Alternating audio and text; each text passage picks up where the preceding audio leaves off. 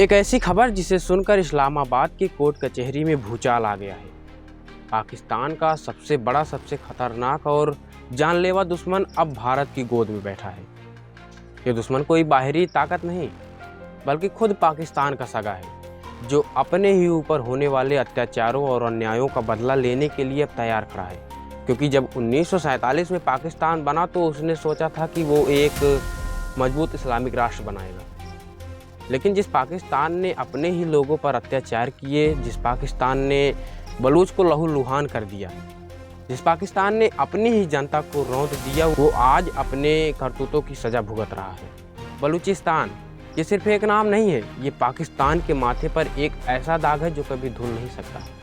क्योंकि 1947 से लेकर 2025 तक पाकिस्तान ने बलूचिस्तान की जनता पर बहुत अत्याचार किए हैं।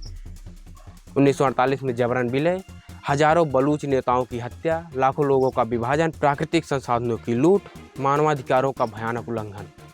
और अब बलूच स्वतंत्रता आंदोलन का एक ज्वालामुखी बन चुका है।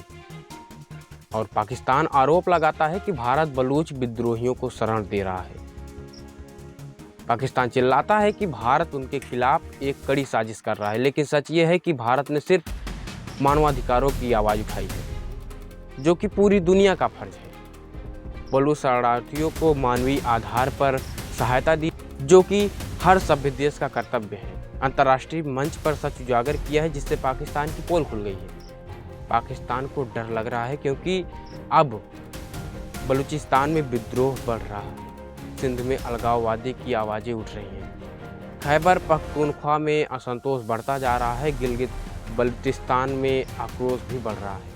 अब पाकिस्तान पूरी तरीके से टूट रहा है और इस बार लगता है कि 1971 से बड़ा विभाजन होगा। अब बात करते हैं अंतर्राष्ट्रीय राजनीति की, क्योंकि संयुक्त राष्ट्र में बलूचिस्तान का मुद्दा अब उठाया जा चुका है। अमेरिकी कांग्रेस में बलूचिस्तान मानवाधिकारों की चर्चा भी हुई है।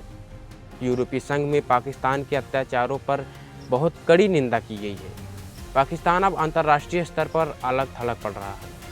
अब पाकिस्तान के पास केवल 3 रास्ते हैं कि पहला, साहब आप अब बलूचिस्तान को न्याय दो, लेकिन पाकिस्तानी सेना ऐसा कभी करेगी नहीं।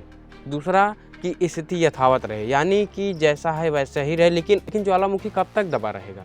एक न एक दिन तो उसे बाहर निकलना ही अपने घातक लामों के साथ। अब पाकिस्तान के पास तीसरा रास्ता है कि बलूचिस्तान को आज़ाद कर दे, जो कि सबसे संभावित परिणाम भी लग रहा है। पाकिस्तान ने 1971 में बांग्लादेश खोया, आतंकवाद को पाला और अपनी ही जनता को रौंदा, और अब वो देश अपने अंजाम की तरफ बढ़ रहा है।